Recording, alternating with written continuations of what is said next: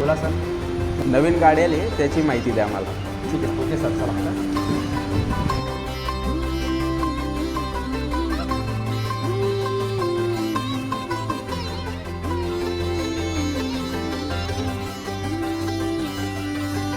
फिर से जिंदगी मुस्कुराएगी, हम मनाएंगे, मान जाएगी. आज तक भले अजनबी रही, आज से हमें जान जाएगी. मुड़ के देखना ही क्यों. कायम चालायचं.